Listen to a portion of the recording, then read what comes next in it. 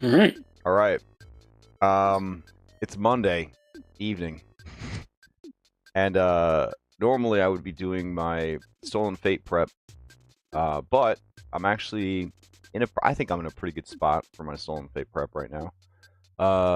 And since I'm not in a good spot for Fridays for the next 3 Fridays, we're gonna do the Post-Mort discussion about Extra Life. Now, I call things like this a post-mortem, and I guess that's kind of like goth kid to call it a post-mortem, because the post-mortem's like after death, right? Like oh, it's over, and died. Let's analyze this dead thing. It's certainly not dead, but this is, for me, a post-mortem is just a discussion of like what went well, what could have gone, what could have gone better. Right? What are we gonna do next time? Right? Like, so. Yeah. Yeah. And so, with the negative connotations aside, I think having discussions like this is always important, for growth and for refinement and for learning, all that good stuff. So, let's try to summarize what happened, which is so to help with that, if you want to check the admin chat on Discord, I posted a map. A map? Okay, hold on. With a little Google line showing where what part of the map they went to. Oh, neat. In the Extra Life admin. All right, hold on. I'm gonna have to lower this down. Add a frame. Corey, please stop. All right, open a new tab. Bring that over here. Nice. All right. This is what I remember.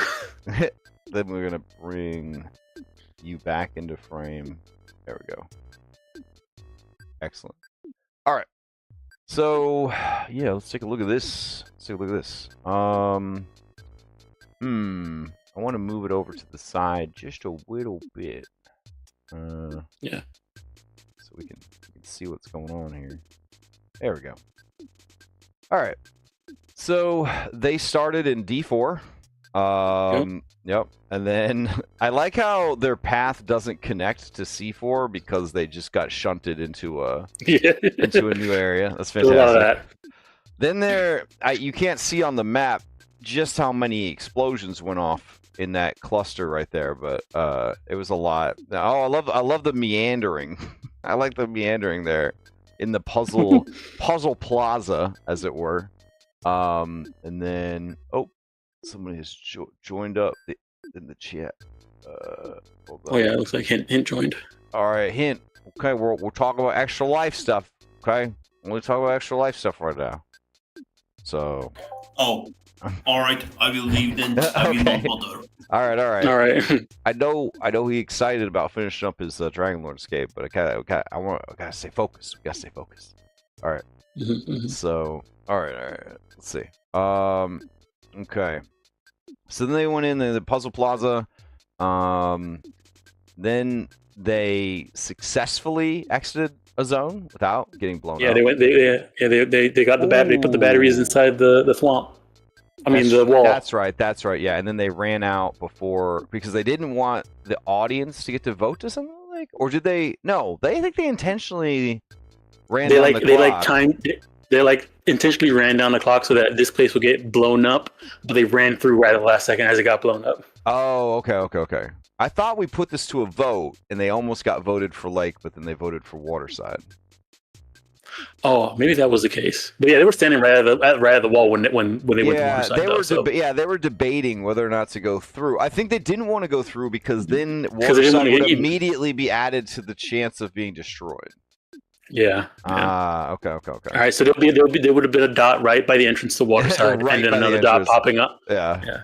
So then they get to Waterside, and I had high hopes. Because there's a lot of quests. There's a lot of things to do, and I feel like we were on track. And they were at the noodle shop, and they're picking up quests. And then they're like, "Oh, these sound like some quests we could do to get miles."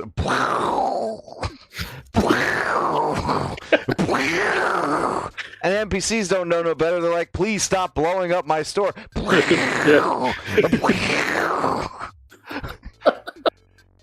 And the quest NPCs are like, please, I have quests for you. Poor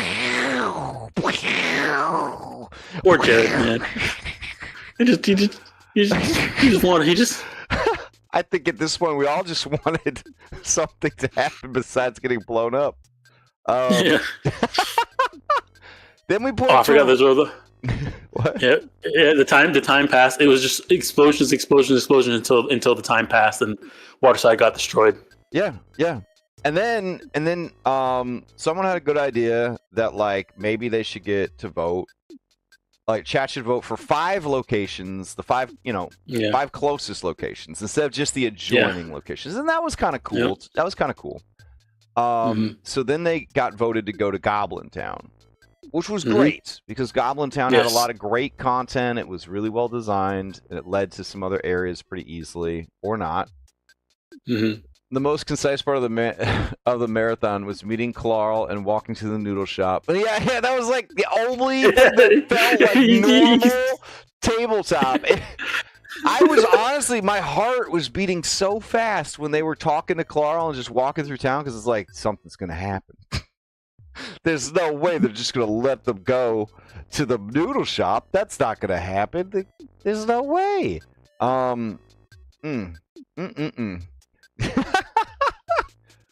So I really hoped they would vote for Fireside as the next place to go, but I was very content that they voted for Goblin Town because Goblin Town did have some stellar content. So then they teleported there, and then I think I opted. Oh, what? As soon as they got to Goblin Town, Jared decided it was the end. Yeah, he knew that death was a gift that he needed to give himself and others. Alas, that's not how it all turned out. But shame we didn't get to see Frank and Will stuff. I agree, and I'm going to touch on that. I'm going to touch on that towards the end of this. But so it was really cool. The goblin stuff was cool. Them going to get the spider egg was cool. I honestly was like, wow, the spider egg's right there. Like, I talked to Dom. I mean, it doesn't sound like there's anything crazy that's going to happen. And then you're like, so these traps came in. And it's like, oh, okay. Okay. But then the banana peel trap might have been one of the finest things I've ever seen in my life. Like, poor everybody. Poor everybody. And the worst part is that it happened at the same time while also having to deal with the confession trap. Yeah, the confession trap was pretty nasty too. Yeah. Because then they're slipping over banana peels trying to get to the confession trap. And because the banana trap was a flat check and it wasn't a reflex, like, everybody was equal in the eyes of the banana gods. It was just like, didn't matter if you had spider climb, it didn't matter if you had a plus 30 or reflex save or a master rank in balance, your ass kept falling down. Just, biggest regret there, didn't have a banana peel cartoon effect that I could just spam the whole time, like every time they felt like, whoop, whoop, that would have been phenomenal. It went very quickly for me from funny to like, this is hard to watch. You know what I'm saying? Yeah, like, it was like, damn. So then it was time to blow up a hex, right? And then we didn't blow up, we didn't randomly blow up a hex. I think at that point we're like, nah, we're keeping Goblin Town. Like, we're just not gonna randomly. We're just gonna blow up the one they're in. Yeah. And then, but then they used the beach episode, and I do have to say I'm really proud of them because I think some people would have, after being bullied and abused for as long as they had been, would have just done 5 hours of beach episode. You know what I mean? Mm-hmm. And if they decided to do that, I was ready. I have like a lot of, Jackbox games. We could have just booted up Jackbox, played that for 5 hours if that's really what they wanted to do. If they had said, nope, this is what we're doing, I would have been like, that's fine. I get it. I get it. But no, they were troopers. They're like, nah. We're gonna turn in this egg and get our milestone. Oh my god! So Remember when we were talking about the milestones, and we were like, "There should be 1 per hex or 1 per zone," and then I was like, "Nah." It turns out there should be at least 2 per zone in case it's hard to get. They got 6 out of like 40, like 6 out of 40, and I was like, "Wow!" And like the 6 that they got, I think like one of them, Peanut just gave it to him. Yeah, and I think. Yeah, it was rough. It was rough. Honestly, I mean, they think they could have got more if it wasn't for the cult of N. Jared. Yeah, but the cult of N. Jared raised a lot of money for charity. Yeah, they did. They did. Yeah. So I'm not upset. It is very much about the tempering of expectations, both for anyone contributing content, anybody participating is something that I think. When we go with Caves of Chaos route, where it's complete sandbox, Gonzo sandbox, like it is very much like I do think that if we did this again, and we probably will, that should be taken into consideration during like the onboarding process, right? And be like, listen, it might look like a big map, but you don't gotta go so hard. You know what I mean? Like, like you could definitely put a couple of things on this map. And then call it a day, and like trust me, the story will just write itself. But also, I don't want to I don't want people to feel limited in their creativity. So like, but I did frequently during the marathon feel really bad because I knew how much work people had put into designing their stuff, and then to not have it even get visited, I was like, dang, I feel kind of bad about it. I felt bad for myself in previous years when I used to populate the whole thing myself. I would just be like, Jesus Christ, you know what I mean? Like, what was I even doing? So having like a whole team of people populating it and still just being like, But then they got back to the Goblin Town, and then they decided we want to go see this goth mommy that everyone's afraid of down. We want to go see her. How do we get there? We can't because B1's been destroyed.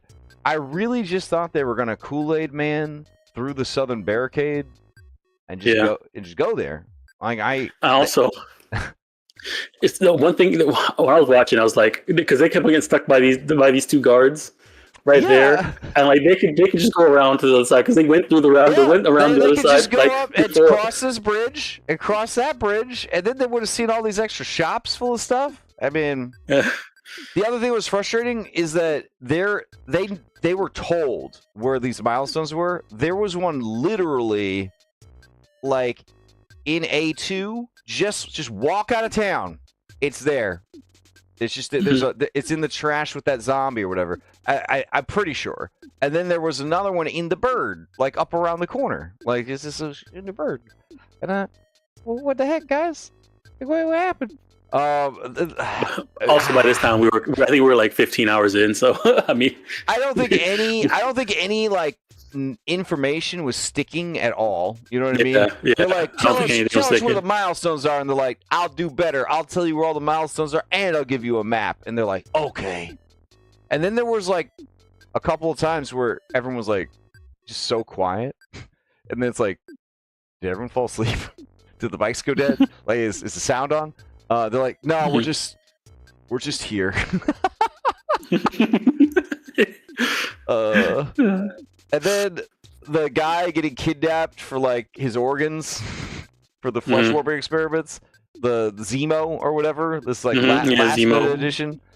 That whole thing was crazy. And then the 10% chance. The 10% chance. 10% chance that the bad guy shows up. And then I was like, dang, you know what? That's the dice telling a story, because then it actually made sense when they went up to the spaceship and they ran into her because they'd already met her before. And then, we've established this backstory with Lex's character. It's just like, I was like, thank God there's some kind of narrative here. Like, it's just the smallest thread of a narrative managed to survive through all of this. And that was beautiful. But yeah, so that means they went to 1, 2, 3, 4, 5, maybe. We could say C1 was 6. All right, so 6. They visited 6 out of 16 hexes. I don't know, or zones. I don't know what else we expected. I guess. I mean that's a pretty decent number. Yeah. You actually think about it in the big scheme of things. Yeah. Yeah. And it wasn't even that like they were getting bogged down by combat this year, because there really wasn't a lot of combat. No. There really wasn't. Yeah. No. It was just the pain, the suffering. Yeah. Oh man. So looking back through it, doing a play-by-play, I was happy about D4 as a starting point. I felt like D4 was a pretty crazy starting point. I loved Nathan's character getting murdered instantly. I loved his character getting murdered instantly. That was fantastic. Tom Berry, completely legally distinct and original character. I felt like he right away in the Roomba mouth. Like, you can't plan this stuff. You can't even plan this stuff. It's so. There was like a 1 in 100 chance of that Gashapon. Then it got voted on by chat, 1 in 5 chance. That it's a Roomba. And then the fact that there was all this gross stuff that it wanted to vacuum up, including the blood of its master. And the delay of the Gashapon prizes being voted on and then created was hilarious. Because we had a lot of Twitch Votes prizes that by the time they were voted on and let's just call it shipped to their owner, the owner was dead. The owner was dead. Oh my god. So I thought that was actually pretty fun. I didn't feel bad that D4 was taking so much time. Definitely it did exactly what I designed it to. It made them not think anymore, right? Like they saw one person get hit for 19,998 damage or whatever, plus 1d4 bleed. And they were just like they were like, okay, I see how it is. And they're just like, run for your fucking life. And it wasn't like, look for traps or anything like that, which was the intent, right? Was to just scare them into running into all the other traps or whatever. Yeah. But like, what are the odds, right? 1 in 100 that they get the pie of unmaking. But then they had the pie of unmaking and nobody thought to use the pie of unmaking, right? Because it's too early in the thing to use it. But then by the time it would have been an idea to do it, that guy was dead. You know what I mean? And then Seth didn't put all his stuff in his bags, so it all just fell on the ground. And it was just like, oh man, it was so stupid. when he first got his Gachapons, I was like, opening his intern. I saw he was unencumbered. I was like, he's new. He don't really know. Let me go here and start organizing. And then I had to leave to go build stuff. I told him though, I was like, I love your perennial or your annual like inexperience. You know what I mean? Like you show up for this, you've forgotten everything from last year, and it's like we got a rookie every year. It's like we got a rookie to the system every year, which is kind of fun. Yeah. Oh man. So once they didn't get to the skull peelers either, which was probably for the best. Probably for the best. Yeah. I was hoping that they would, they would realize, oh yeah, the skeleton is stuck under the rubble. Let's help it. See what happens. They figured out he was alive. Instead, they just ate all his meat. Instead, they ate the rest of the meat. It was terrible. Man, poor Jaden, man. Poor Jaden. But then I was like, this will be helpful later. Now they can skateboard like Jaden, and they'll be able to win the skateboarding contest in Fireside and get it. That's an easy. Never happened. Not even close. And the people who learn, the only person, it could have happened with Vetch. He survived. He made it throughout this entire thing. But So remember, I kept saying to like Red and Will, I'm like, guys, as soon as they see there's cars, they're gonna want a car. They're gonna try and take a car, guys. There's cars. No, they were like, oh, there's cars. No one gives a shit. I was like, wow, wow. No one wants a fucking car. The cars are right there. You can just take a car. And then everyone's getting like kind of upset because they're like, oh, we need to get places faster. There's a guy, Shades. He'll drive you anywhere to any hex. He'll take you to any hex. Nope, they went left instead of right. They didn't even beat him. You know what I mean? It was just like so many things happened in a certain way. Oh man. All right.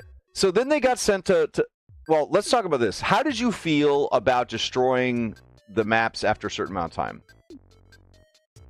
It kept the variety going. Yeah, like no one knew, like, because there were moments where we were kind of stuck. Like, yeah. At least it got stuff moving after a certain amount of time. I would almost say in the future, it would be better not to build like quests that require you to come back and just say that like from the moment you enter a map, that map is going to be there for 2 hours. You know what I mean? Or to give each map like a 2-hour lifespan or something. So like, okay, you grab all the quests, you leave, you know you can come back, but I don't know. I think it makes sense in this, in like terms of game show, like if the ratings are going down and things are not moving, exactly, they press the blow up button. But like if they're like doing stuff, even if they're in there for a long time, but if like stuff is progressing, like I wouldn't want to blow it up. You know what I mean? Yeah. It's only when they're stuck. I feel like we made a call about that a couple of times where we're like, you know, it should be. That's like the reason why Goblin Town didn't blow up. They were in Goblin Town for a pretty decent long time, but they didn't get blown up because they were moving. They were doing stuff. Yeah. So I don't know. I think that the option to blow up maps should definitely stay. I don't think it should be mandatory. I think it should be like a showrunner's decision kind of deal. Yeah, that's what I'm saying. Yeah. Oh man, yeah, right. Poor Miles, man. Yeah. So we said it's 50-50. Yeah, it's 50-50. They're either going to be like, this person's precious, we can't destroy them. My thing was they were so underleveled and they were struggling so hard. That guy could have been like, no, if you keep me alive for the next... He could have said anything. He could have promised anything. We could have put in writing, if you can keep Miles alive for 2 hours, you'll get 3 milestones. They would have just killed him. Because they were so starved for like leveling up at that point, nothing could have saved them. Yeah. So then I just kind of kept the joke going the whole time that, oh yeah, they're all alive for sure. Like all the milestones. They're a rare endangered species. Yep. And then they're like, oh well. Like, oh man. All right, so I want to talk about Puzzle Hell. I felt that these puzzles were not horrible.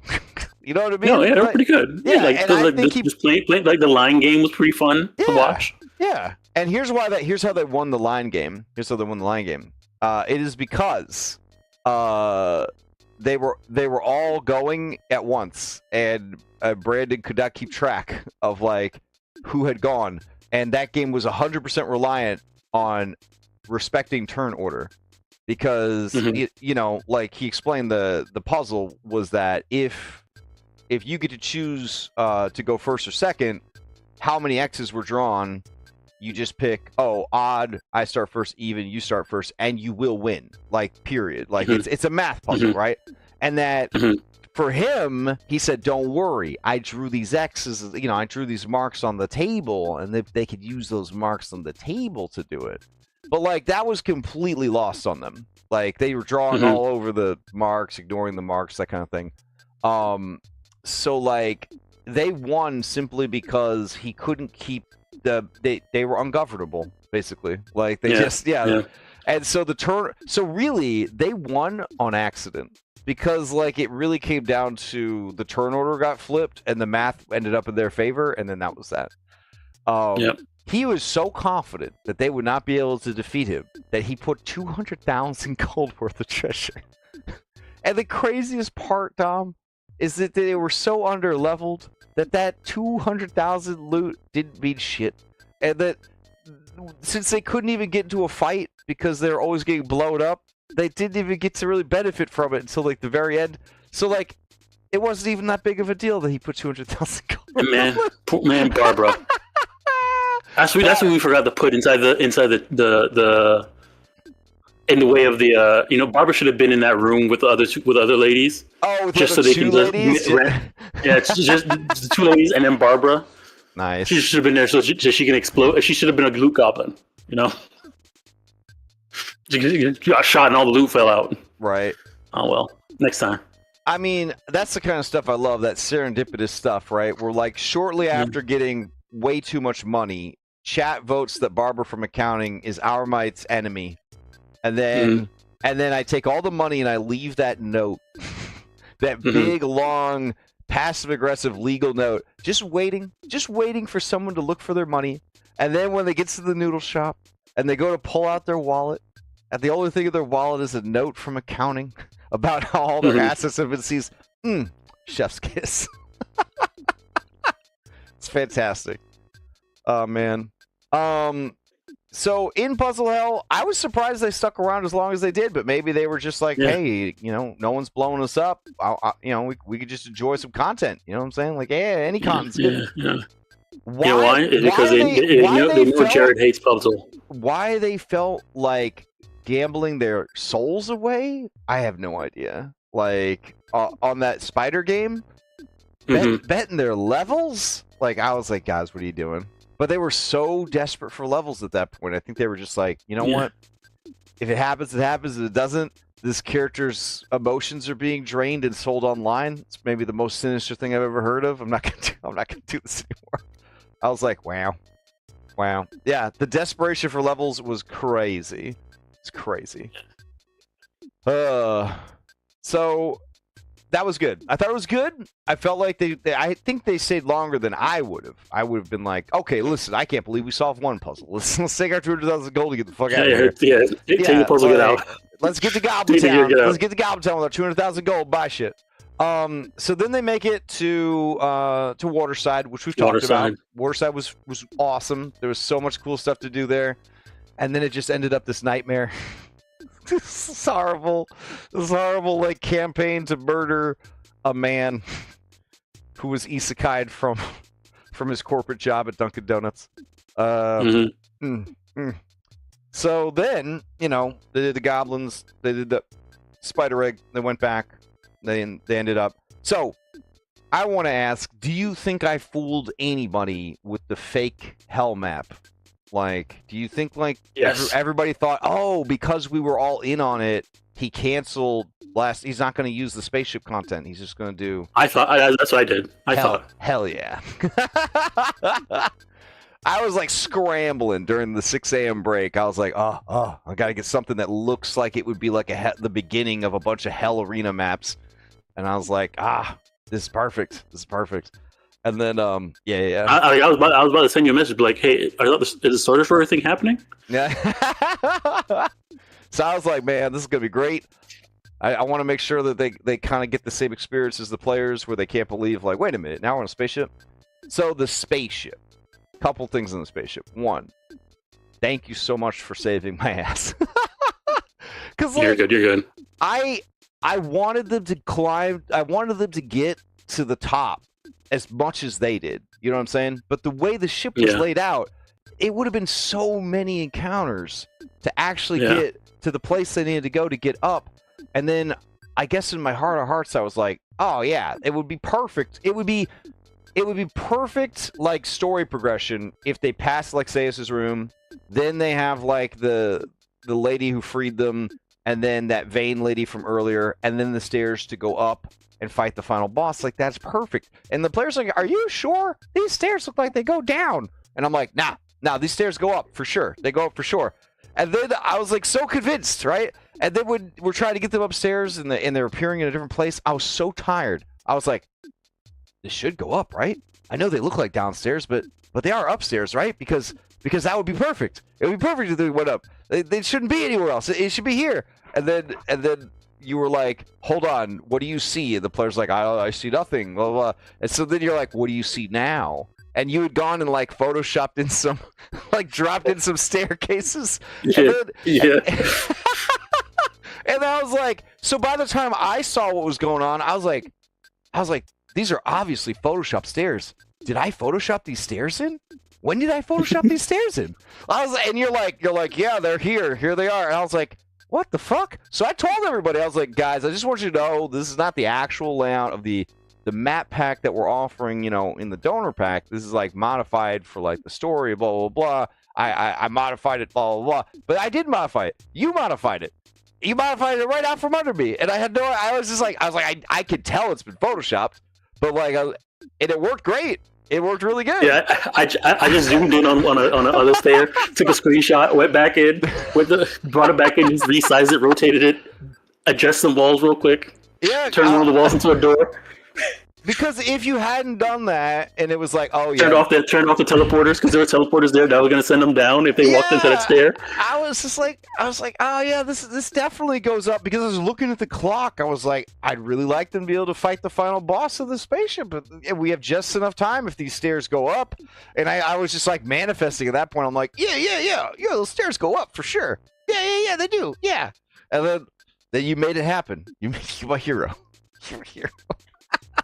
And then where he's like, well, what kind of check would it be to get space squids to like go upstairs and start messing stuff up alongside us? And and we're like, well, it's an animal, so it's got to be a nature check. He's like, well, I'm terrible at that.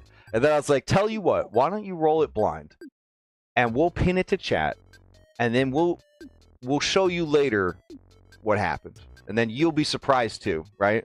And then I honestly feel like like Josh was looking at that +2 and being like, okay, well, that's going to be a disappointment, right? Like, okay, whatever. Yeah. And then what do you? Nat 20.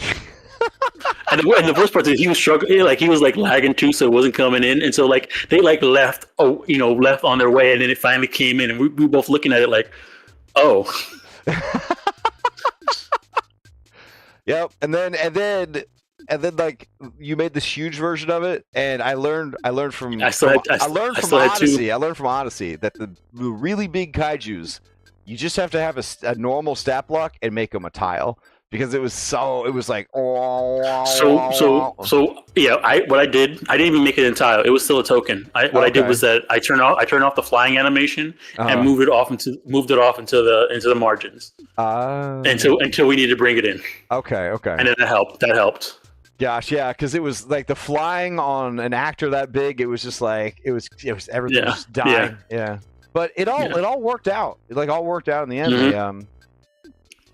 I didn't mean for the whole marathon to be about toxic capital. Well, yeah, toxic capitalism and life insurance. But I feel like, again, a story kind of made itself. So like that was kind of cool. I did like how everyone was like, life insurance, and they get to the final boss, and they just start killing the final boss, and every time they kill him, it's just life insurance, brought to you by Jared, just like over and over again, like, what have we wrought? What have we done? I don't know. It was a lot of really great moments. A lot of things really like kind of came together in the end. So it was good. It was good. Whoa. So I would say almost everything was very good. If I was to look back and say, like, what went right, what went wrong, that sort of thing, I would say that almost everything went right. The things that I feel went wrong was me or us or whatever, just not tempering expectations. So like I signed up for this harrowing game that Cryptic Muffin is running.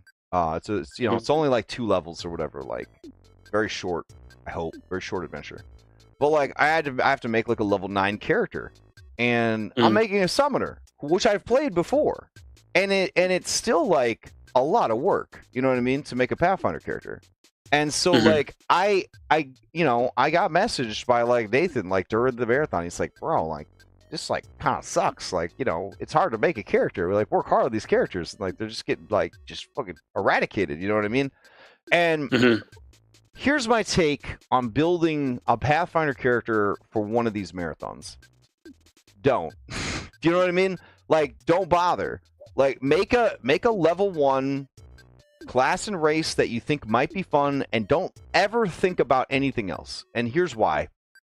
You have no idea what's going to happen. Do you know what I'm saying? You have no idea if you're going to get turned... You could get turned into a purple worm, right? And then what was it all for? Do you know what I'm saying? Like, you could be killed in the first round of the first combat. You know what I'm saying? Like, so what was it all for? Like, making like these awesome builds and planning to get the build to like level 10, 20, like it's just sad. You don't want to do that. You should not do that. Like, you don't know what kind of loot you're gonna get. Like, those monster hunter weapons are fucking awesome, and like nobody even like looked at them because they're like, well, it doesn't support my build. You know what I mean? And it's like, well, if you hadn't been married to your build, you might have been able to look at these, the drops that you're getting in a more open-minded way of like, I'll just build around. Yeah, I'll build around what's happening in the game. You know what I'm saying? Yeah, I understand that. So I think But that again, to counter that, we could say that like on breaks you can respec. I think that would be huge to do respecs on breaks. Then if you want to spend your break respecking to kind of take better use of the items that are dropping, that's kind of cool. Yeah.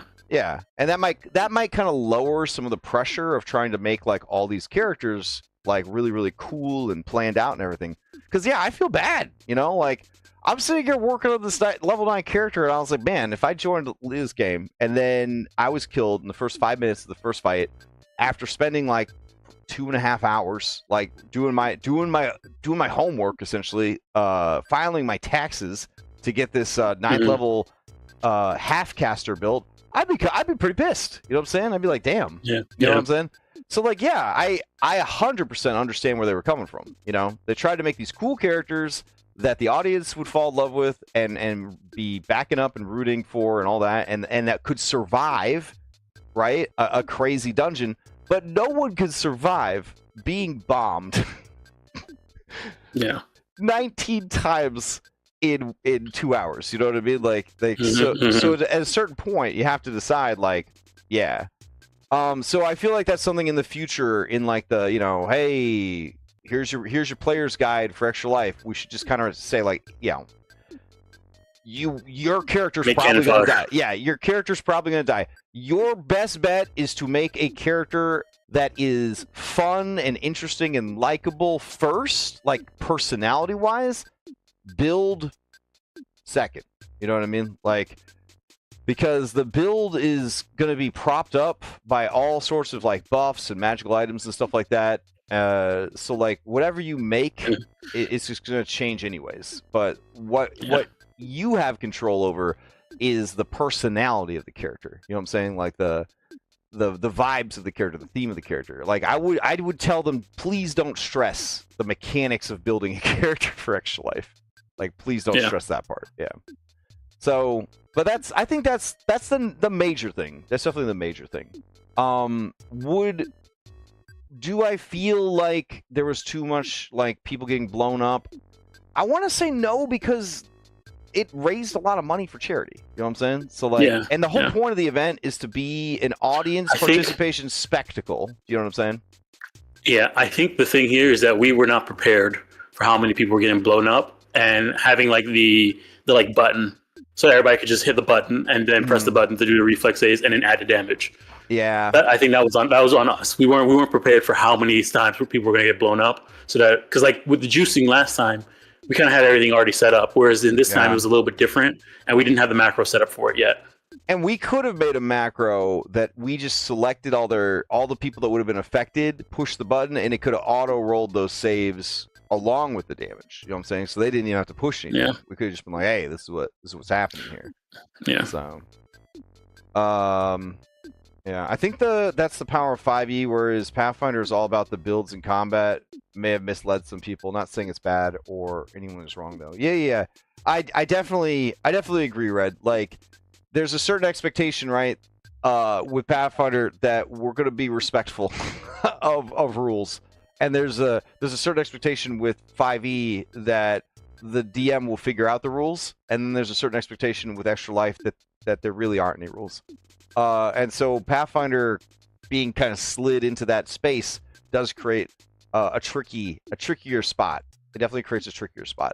But we did the Pathfinder one last year with proficiency without levels on the monsters, and then we did it this year just raw. So Dom, how do you feel about the math aspect of it? Did you think that proficiency without levels is better for something like this, or do you think it was fine without it? Honestly, I think for Case of Chaos being a big old dungeon like this, I think it's fine without it, because we kind of separated the zones into having their sort of level ranges, and with the power that you get from Extra Life, just like items and craziness, I think it's fine. Proficiency without level, I think it works both ways. It depends on what you want. Like in a big sandbox. In a sandbox, I think I like level better than proficiency without level. Because then you can go to an area and be like, oh man, this place is scary. Let's go get some. Let's go to a different area and come back here with milestones. Whereas, and then like when you're forced to have to go to this certain, because like the other one when we did last time, like the zone they were in it, and whatever they were doing, they were in it. And so like if I'm in it and I can't make any adjustments to walk away, or go and find power, or do something to make myself better, and I'm just stuck in getting beaten down because of that, I'd rather have proficiency without level. So at least there's somewhat of an even chance. Yeah. Okay. How did you feel about the audience voting so much? Like, how did you feel about the audience voting for things? In some cases, it was really good, and sometimes it was like, oh man, now we're slowing down a bit while this is happening. Because in some cases, like the audience vote was like a major decision. Yeah. And it could like slow down the game a little bit. But in some cases, it was like really worth it. Like the voting on the gift at the end for the rampage and stuff like that. That was pretty fun. The voting for like their mom showing up, that was really fun. And like, but in those cases, like the voting didn't slow down the game. It was like, okay, this is what's happening. You guys keep playing while we work on figuring this out. Right. Where in some cases, like we couldn't move forward until the vote was done.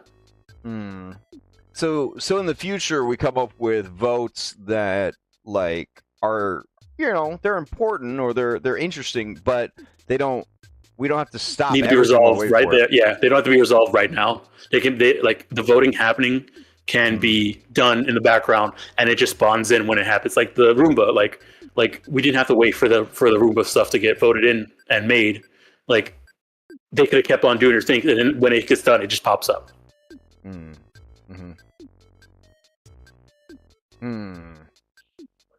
Let's see. The last audience vote would have been a nightmare. What, 10x? Oh yeah, we had to vote 10 times or whatever. Another thing would be that if you get a Twitch votes poll, it doesn't count as or towards a pentapoll. Basically, you can do that. What we did was that what we did for the pentapoll, because the last one was a pentapoll. The last Twitch vote with the GIF or the belief. Oh right, we just applied to all 5 people. We applied one. We did one vote, and that one vote applied to everybody. Oh yeah. You're right. Yeah.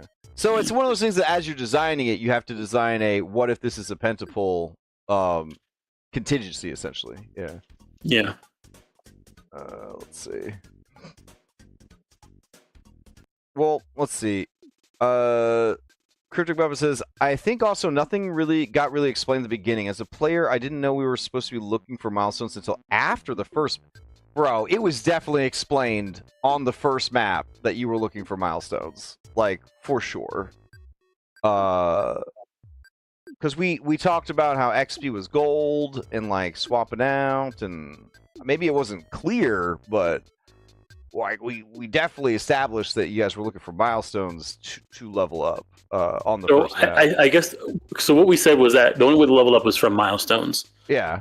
And that XP was gold, and gold is gold. Yeah.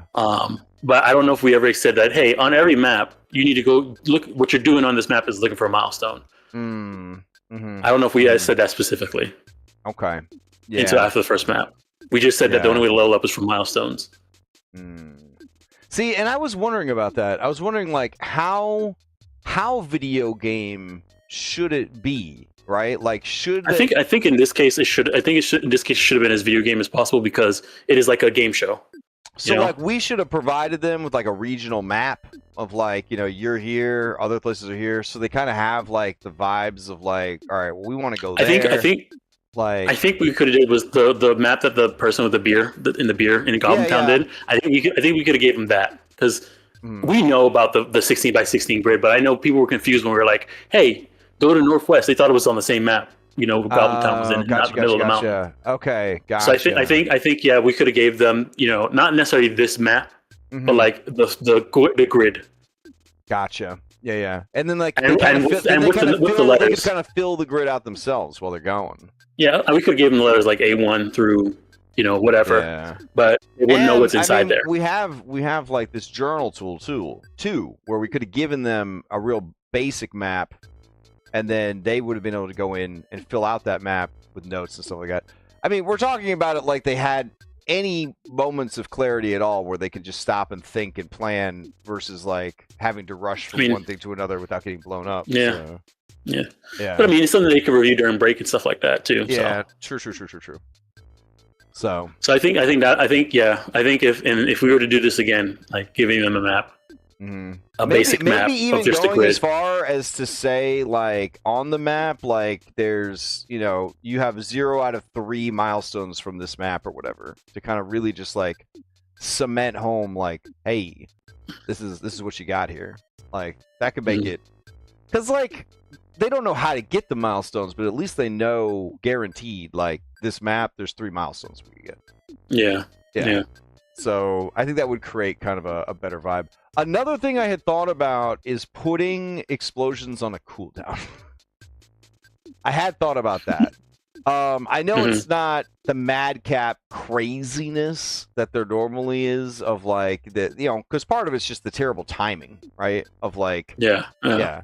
But like a lot of it is also just like managing your miniature in the space. You know what I'm saying? If like you're wandering off to make a sandwich and your mini is in a terrible position when you get back, I mean, I don't know what to tell you. You know what I'm saying? Like, that's part of the mechanics. Like when they're clumping all their dudes up and holding hands in a game where you get blown up in the 4 directions, like, why aren't you standing diagonally? Do you know what I mean? It's just little things like that.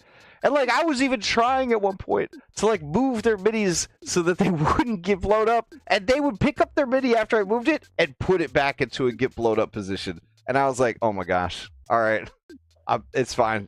I can't help. You're on your own. Yeah.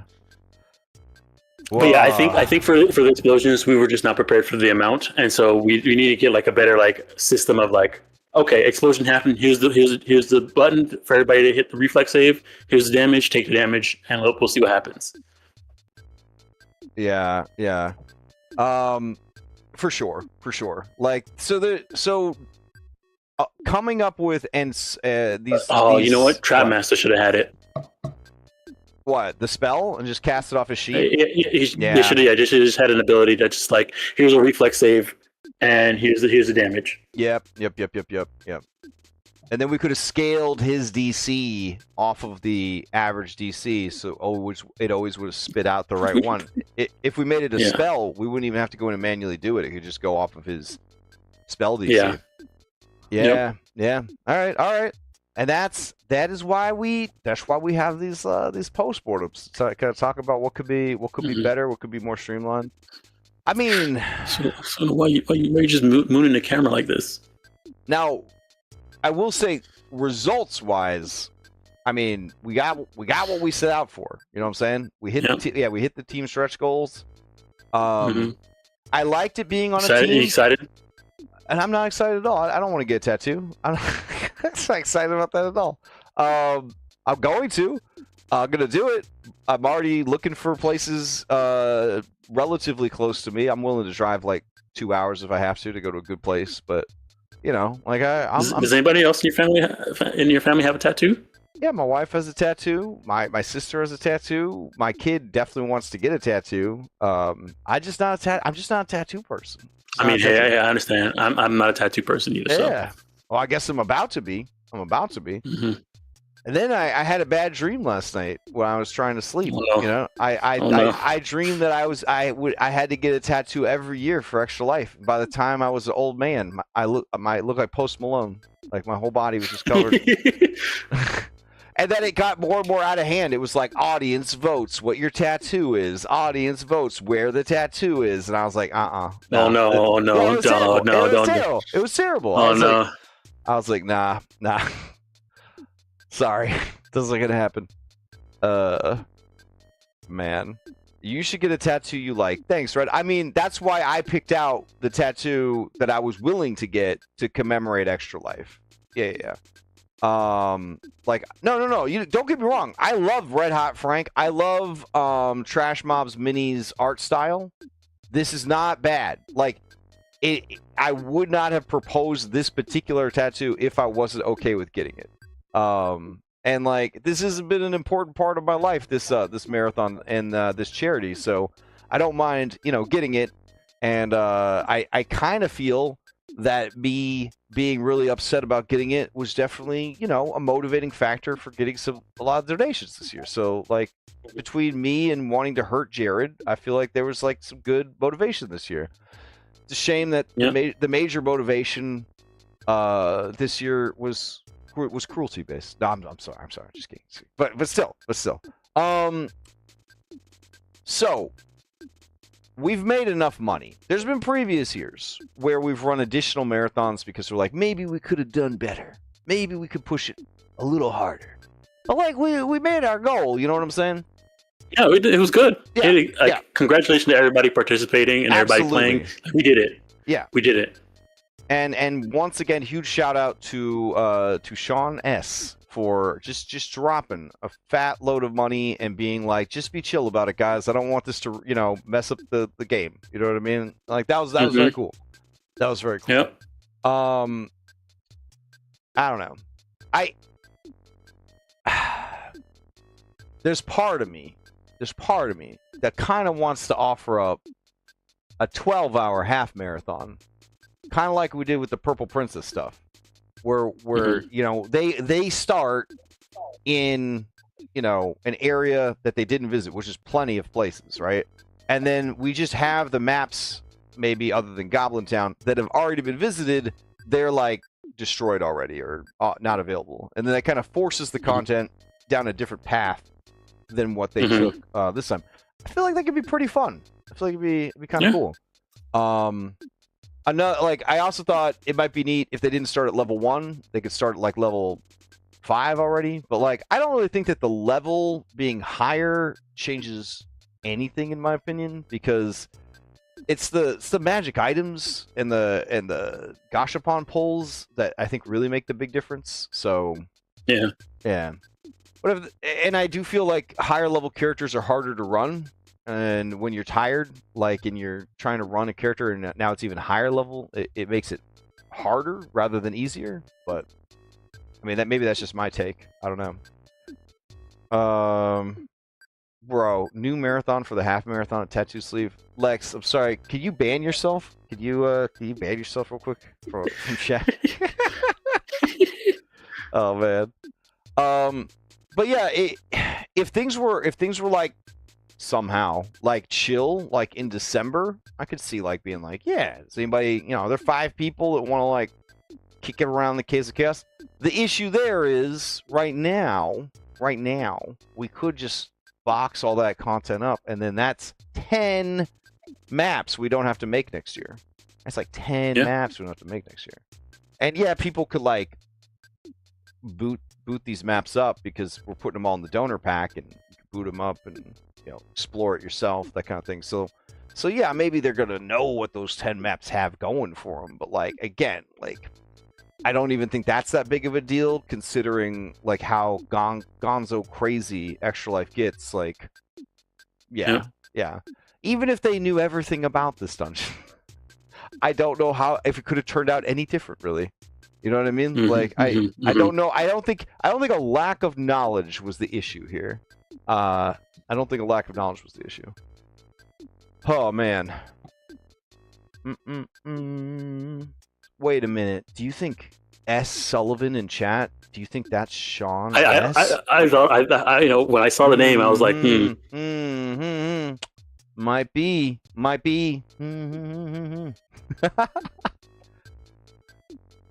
Man. So yeah, I'm Oh, by the way, that is Sean S. It is? Yeah, that is Sean. Oh wow.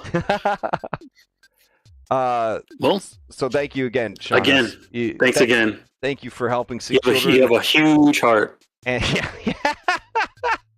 yes, thank you for helping Sick Children, helping motivate the players. I feel like everybody's spirits, everybody's morale was like through the roof after that. I feel like it was through the roof after that.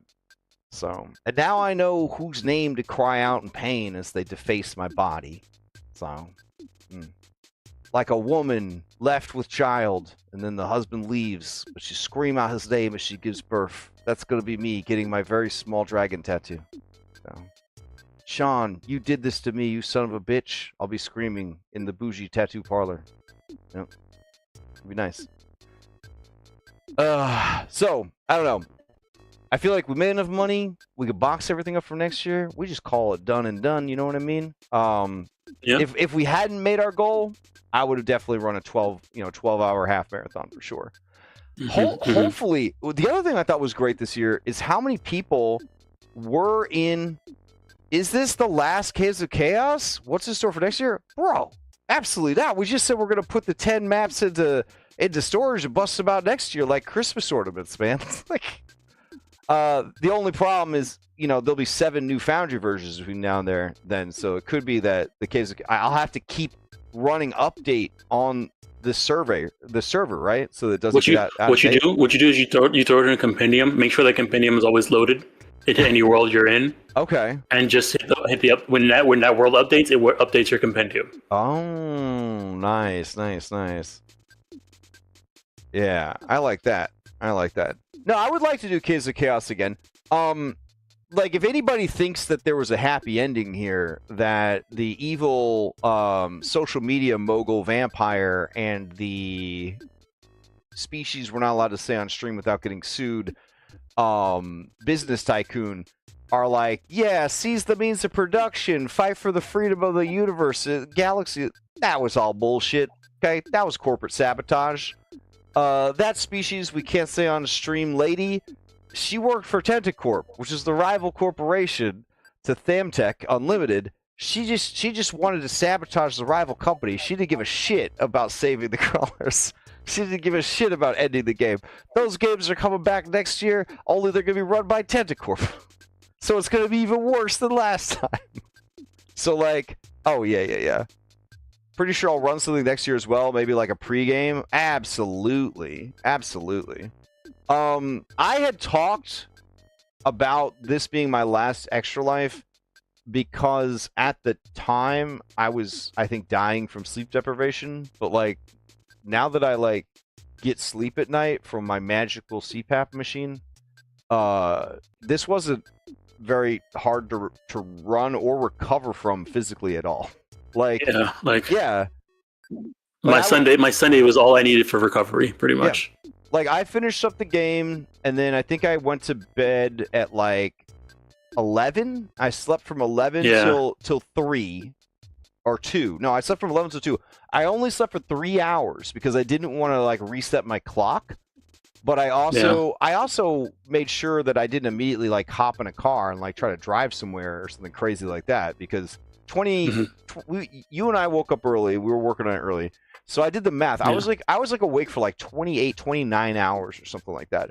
Like, you don't operate a vehicle, you don't do important decisions, you don't play your roguelike Iron Man playthrough of your favorite game. You don't do any of that stuff on sleep deprivation. But like, I got like 3 hours of sleep, woke up, took it easy, went to bed at a decent time, slept all night, and then, I'm good to go. You know what I'm saying? Like, I went on I got COVID and flu vaccine because I'm going to MagFest in January. I want to make sure I was like good on that. And then right after that, my wife and I went on like an almost 3-mile walk. And like, I mean, I'm fine. You know what I'm saying? Like, it turns out that breathing while you're asleep is one of the key components to sleeping. Oxygen is apparently important for life. I'm not a scientist, but that's my theory. So yeah, I would definitely, Ninzard, I see that you said more puzzles next year. Could you please ban yourself from chat? Can you please remove yourself from the, that's Jesus Christ. There was the right amount of puzzles this year, and by that I mean puzzles that you were allowed to walk away from. Like puzzles you were allowed to walk away from. Oh man. There was no even thing time. Yeah. Now, don't get me wrong. We should have had Ebon Fang time as a Gashapon orb. I feel like we were. Oh no. We forgot that. No. I liked the return of some of the Gashapons being bad. I'm going to tell you that. I liked the return of some of the gashapons being bad. I think making all the gashapons good makes them less good. You know? I think when you get a real good one, knowing that there's some real bad ones in there, you feel pretty good. People could argue that, like, I spent $10 donation on this. It should always be good. Nah, I don't think so. Because the audience likes to pick them up too, and it's entertaining for the audience when you get a bad gashapon orb. And where else can you really feel justified in making a bad or dangerous loot box other than essentially a video game fundraiser? So, like, yeah, you know, I think it's okay. I think having the bad ones is balanced by having the pentaples. You know what I'm saying? Because yeah. Because it can, but then you also get a bad pentapool. Yeah, you could get Even Fang 5 times back to back. Yeah. I remember at the end of the last Extra Life, like there was a final pull of the thing before they went and fought Tree Razor, and it was like a bad gachapon that was like you D-level and like lose like -2 to all your stats or something like that, and it was like why we're about to fight the final boss? Like it was like really bad. It was like debilitating. Like I know, but like that's what makes the moments where everything serendipitously works out like so much sweeter. You know what I'm saying? Yeah. They were lucky enough that they were a bard that gets that like rewrite reality spell once per ever, and so they use that to undo that gachapon. Lex says there should be a healthy mix of beneficial plus drawback, and a few detrimental gachas. Yeah, I agree. Yeah. I mean, we shouldn't be putting them in there where it's like you open it and your character disappears. They're just dead forever. I mean, like I don't want to put stuff like that in there. You know what I mean? Yeah. So I have a question. This year, I did say like, hey, I don't want to DM in shifts because for me, the challenge of it is DMing the whole time. So like, because like Sam had made an incredibly intelligent suggestion that we just divide the marathon up into like 3 8-hour shifts or 4 6-hour shifts or whatever, and like as a community, doing the marathon together as a community, that is the healthiest and smartest option. That's just so fucking good. It's a good fucking idea. But for me, a part of the joy is being there for the whole spectacle, challenging myself to run it, and then, as stupid as this sounds, challenging myself to run the game differently when I'm playing as like a quote-unquote guest DM. Do you know what I'm saying? Like trying to change up my style for the guest NPC so that, it does feel like someone else is DMing the game. Like there's that I really enjoy that part. So as exhausting as it is and as physically demanding as it is. But so I said, like, I want to run it, blah, blah, blah. And like, I just want to focus on having one group this time because, it's hard. It's hard to get people to sign up for it. It's hard to get that many groups. It's hard for people to make it all the way through then. As we saw, we lost three out of 5 people did not make it to the end of the marathon. If those people that we pulled off the bench were in a second group, we would have been dead in the water, right? Like those we would have had to finish. Yeah. So there's definitely like, to me, it is just better to do a focused like one group of players running through the dungeon. However, I do think that those 2 years where we did the kobolds, red and blue team, and then we did the Leshies purple and green team, I did feel like there was some really fun dynamics, at work there with having like 2 groups kind of doing the same stuff but in different ways. And then there was like this compare and contrast at the end to see just how radically different it went.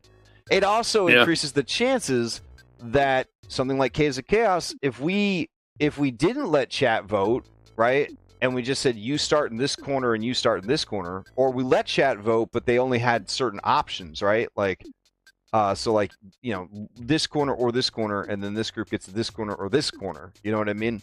Like I could see that being like a cool way to handle it, because they could do A1, B1, or D1, and then the other group can start in A3, C4, or D4. You know what I mean? So now you have all this content, and it's like, yeah, that's cool. You know what I mean? Like they could, we don't know it's all going to be used, but we're confident that more of that content's going to be used. Yeah. So like, what do you think? What did you miss running it? Like being the GM, like running the whole thing and like having your own group and going through it? Or did you like just like being there for support and running around and make sure like, we had everything we need and like, helping out with like everything? Like what did you prefer? For this year, I did like just being like, manager in the background, helping out, being like a support GM.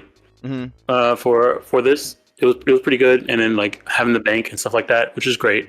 I feel like, I 100% enjoyed doing the Leshy one. It was a blast running it and doing the 24-hour marathon of running it, and then having like the two groups and throwing back and forth and like sort of like competition that's between the two groups. Right. And then hearing about sending people to one table and then back to another table. Yeah.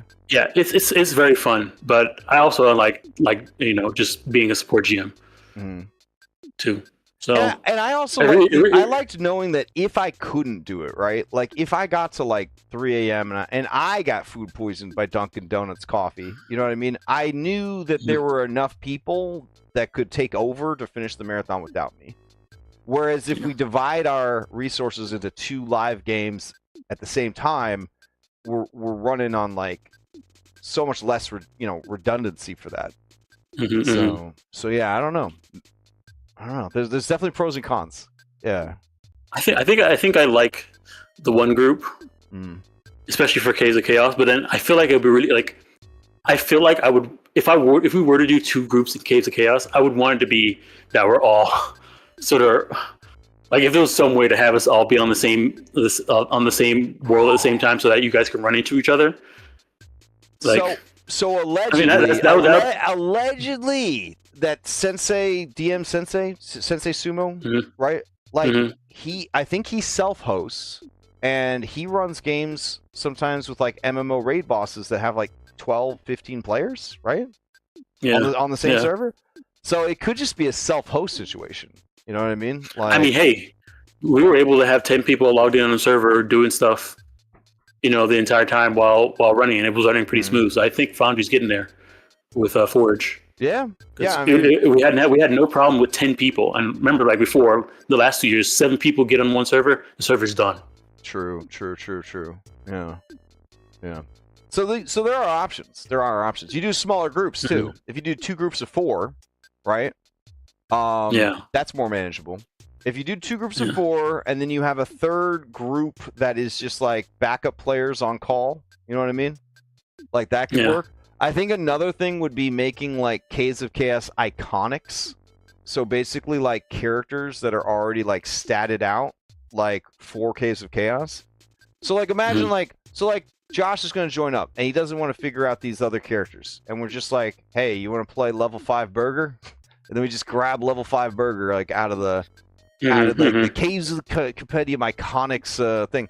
Like that could work too. You know what I mean? Just having a bunch of iconic characters that people grab. Or God forbid Nathan ran out of his last character, and then he needs a 5th character. He doesn't have the morale anymore to make another character. He could just grab one of the precons out of the box.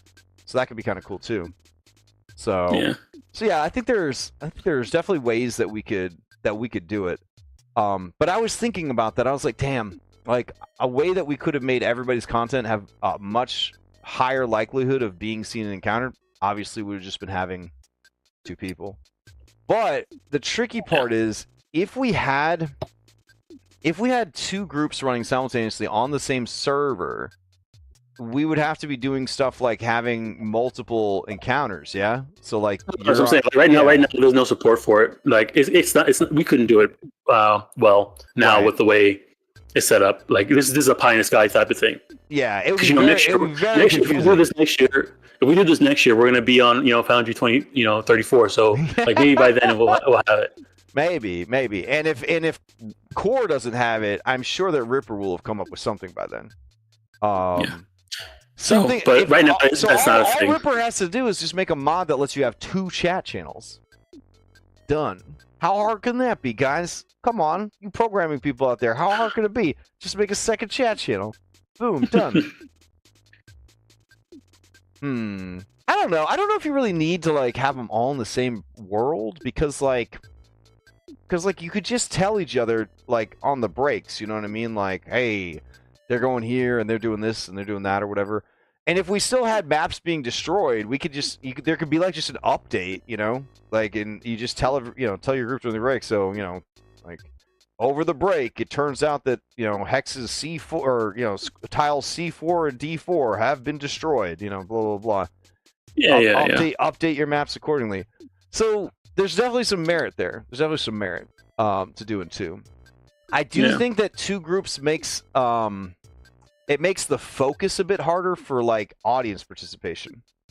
Like we had consistently 20 to 30 people in chat. Like it dropped to about 14 or 15 at like 3 a.m. Even hours. Yeah, exactly. But like for the most part, it was some really great like for Twitch, like really good numbers for a small channel that didn't advertise or anything, like, and then we'd be dividing that across 2 different places as well. For this, I think it was fine. I think it was nice having one group that could focus on that everybody, because there wouldn't be like this obsession with Jared if it was 2 groups. Like we wouldn't have had like it wouldn't have been as strong, I think. Agreed. Gotta be careful. Multiple GMs in one server will dupe items sometimes. Oh yeah. No, it's not. That's true. Yeah, it's not really sustainable to run 2. Yeah. That's what I'm saying. It's not possible right now. Yeah. But I don't know. Still pretty cool. It's still pretty cool. There was so much stuff about this marathon was so surprising and so delightful. Some of the stuff and the interactions that were happening were just it was just really great. It was really great to see. I loved how Seth's like, legally distinct anime characters, just Armite, as soon as he busted out the bad Russian accent, I was like, this is money right here. Like Armite, champion of communism, foe of capitalism. Like, I feel like something's happening here. This is going to be good stuff. I was devastated to lose Armite. I was devastated. I got to a point where I was like, I'll do anything to keep this cockroach alive. Like this, I will do anything. And when he got the Twitch votes or whatever, how do you talk or whatever, or not even? No, I don't think it was Twitch voted. I think it just said it was a neural implant. I want to point out that there were at least 2 places on the map, 3 places on the map where you could get the flesh warps removed. Like I mean, they couldn't get there. The explosion was stopping them. I know. It was crazy. But what he was, they were trying in his little tiny squeaky voice, when he was like, just hey fam, like subscribe. Yeah. It's getting real bad. I'm here. I'm the last one alive. I'm really sad about it, but I'm trying my best for you because I love you guys. I do it all for you. I was just like, oh my god, I'm so sad right now. Like, there was some real, like, for me, there's some real dark moments. There's some real dark moments where I was like, capitalism bad. Like this. Wow. But yeah, it was really good. But the obsession with Jared raised the Amtech's unlimited stonks to go. Yeah, like, I love the idea, right, that we were like pressed, right? Because I was like, oh, we have to blow everybody up. And then everyone's like, well, that worked for kobolds because funny, and it worked for leshies because juicing. But like, you're just gonna blow regular people up? I'm like, yeah, it's a death game show. They just fill them up with bombs or whatever. And it's like, okay, but like, what happens when they die? You know what I mean? These are Pathfinder characters. Like, what happens when they fucking die? I'm like, oh, And then in the previous year with the Leshies, where it's like you can use hero points, but you can only buy hero points at a certain point. And there was like this weird meta of like, how many hero points am I going to carry with me? I feel like life insurance fixed all of that. And then it made sense for like the theme of the game. It made sense for the lore of the game. But then it became like a whole thing inside the game of like the whole game show is essentially just to scare people into getting life insurance.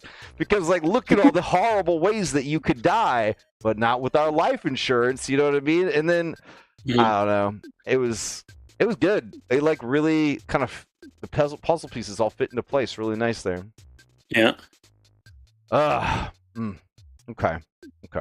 So, anything else? I mean, no. I mean, it was a blast. I think it was a really good 10-year anniversary for Extra Life. For sure. I was very happy that we returned to the Caves of Chaos for the 10th year. And now I definitely want to go back next year.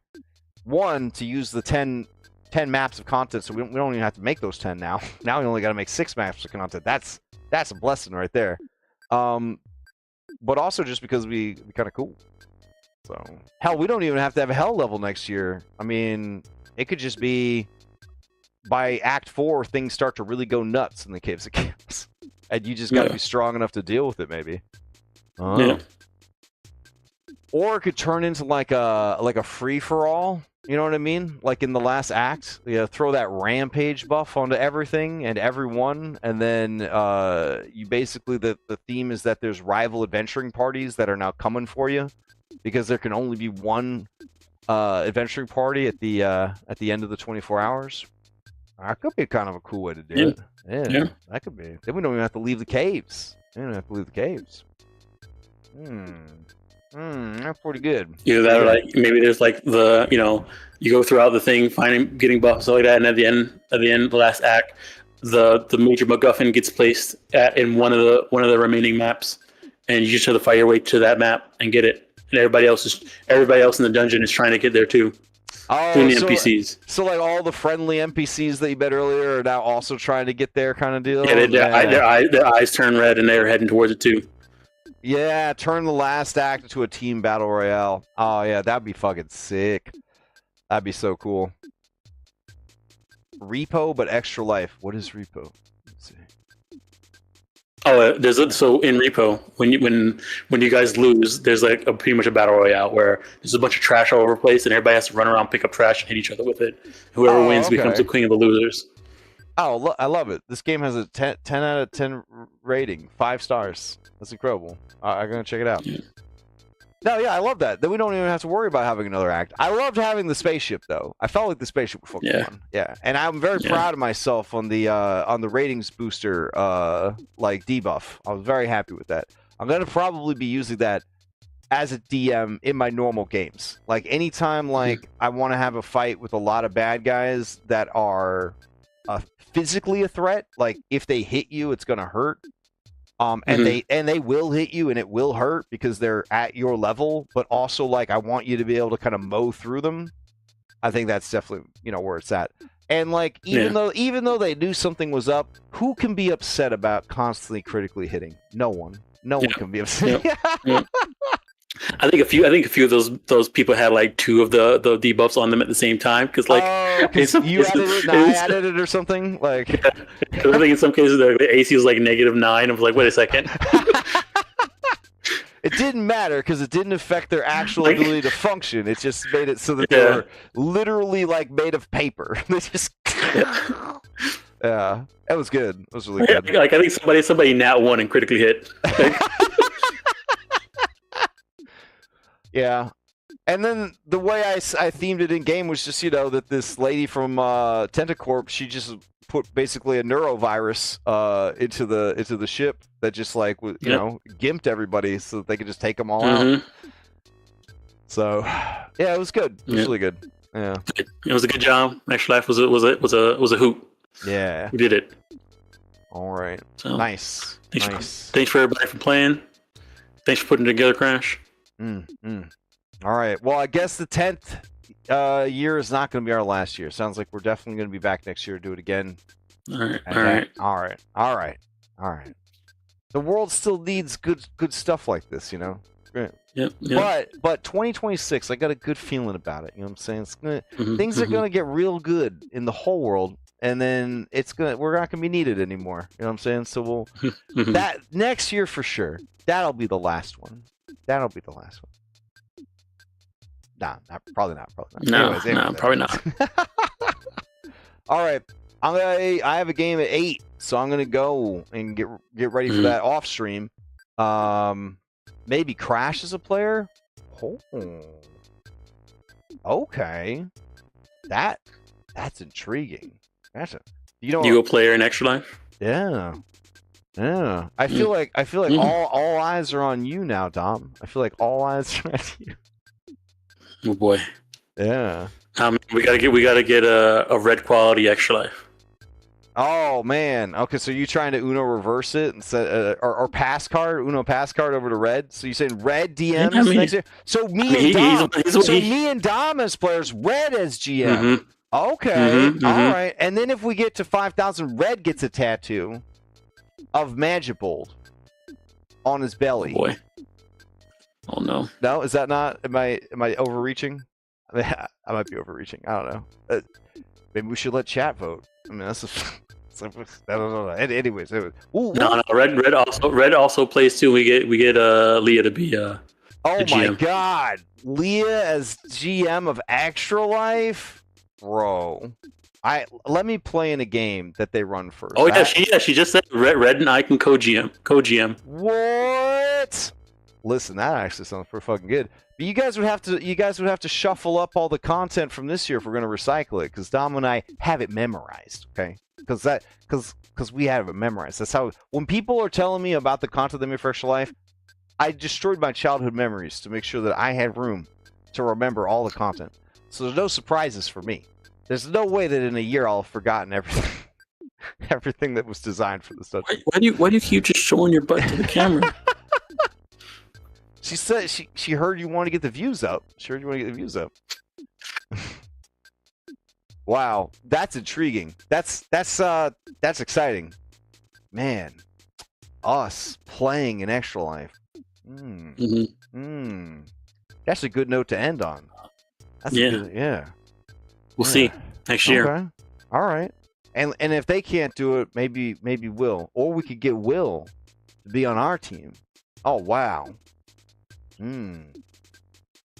I would take either. Will's GM'd before. He's GM'd before. Yeah, he did. Yeah, he did the Kobolds. Yeah, didn't he do purple Kobolds? He did. He was blue. He was blue Kobold side. Oh, he was the GM. I was his support for. Yeah, you. Okay, yeah. Okay. That's right. Because I was like, yeah, he's done this before. So I think he said never. I think he said never again though. After Kobolds. Yeah, I think he did. Yeah. Yeah, I think he said absolutely not, never again. All right. Well, I have something really. It's good. That's a good thing to end on. All right, I'm gonna go finish up some off-screen prep, and then I'm gonna be back at 8, and Lex will be streaming, and then you got a game tomorrow, and I got a game tomorrow. Whew. All right. And that's it for now. Alrighty. All right. Hope everybody has a great night, and we'll see you next time. Dang, us playing Extra Life. Wow. That sounds amazing.